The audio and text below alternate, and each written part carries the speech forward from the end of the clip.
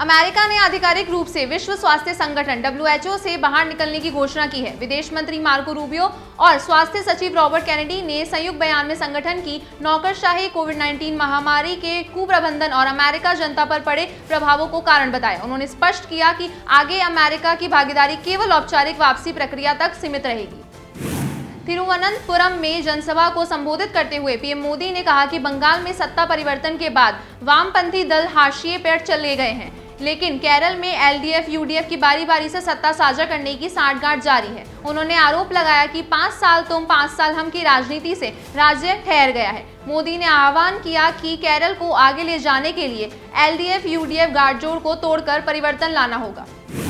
ओडिशा में नेताजी सुभाष चंद्र बोस की जन्मस्थली पर आयोजित पराक्रम दिवस समारोह में उपराष्ट्रपति CP राधाकृष्णन ने भाग लिया। उन्होंने कदम कदम बढ़ाया जा गीत का उल्लेख करते हुए कहा कि नेताजी का आह्वान आज भी भारतीयों में साहस और संकल्प जगाता है। राधाकृष्णन ने नागरिकों से विकसित भारत के लिए सामूहिक संकल्प लेने का आग्रह किया।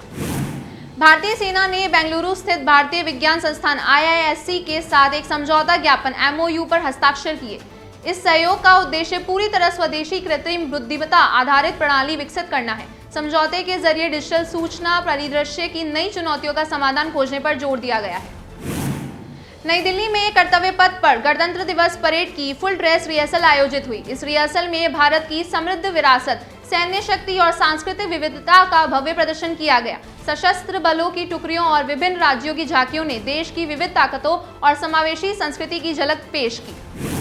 हिमाचल प्रदेश के रोहतांग स्थित अटल टनल क्षेत्र में ताजा बर्फबारी हुई है। लगातार कड़ाके की ठंड और बीच बीच में होने वाली बर्फबारी से जनजीवन प्रभावित है। बर्फ से ढके नजारों ने पर्यटकों को आकर्षित किया, जबकि स्थानीय लोगों के लिए ठंड चुनौती बनी हुई है।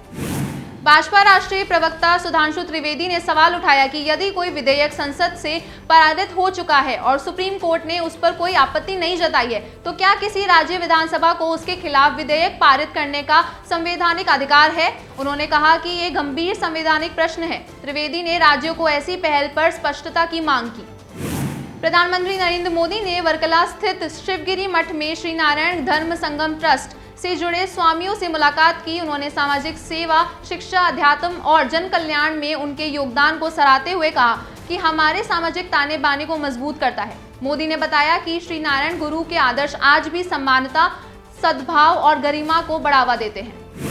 उत्तराखंड के मुख्यमंत्री पुष्कर सिंह धामी ने देहरादून में आयोजित चिंतन शिविर एंड डायलॉग ऑन विजन 2047 कार्यक्रम में भाग लिया। उन्होंने कहा कि इस मंथन से निकले निष्कर्ष राज्य के लिए सुदृढ़ विजन और विकसित भारत 2047 का रोडमैप तय करेंगे।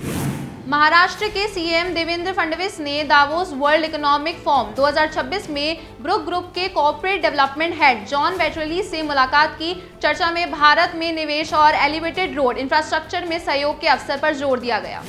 कर्नाटक में कांग्रेस से मैसूर में विरोध प्रदर्शन किया। ये प्रदर्शन राज्यपाल के विधान परिषद से वॉकआउट करने के खिलाफ आयोजित किया गया। कांग्रेस नेताओं ने इसे लोकतांत्रिक परंपराओं के विरुद्ध बताते हुए तीखी प्रतिक्रिया दी।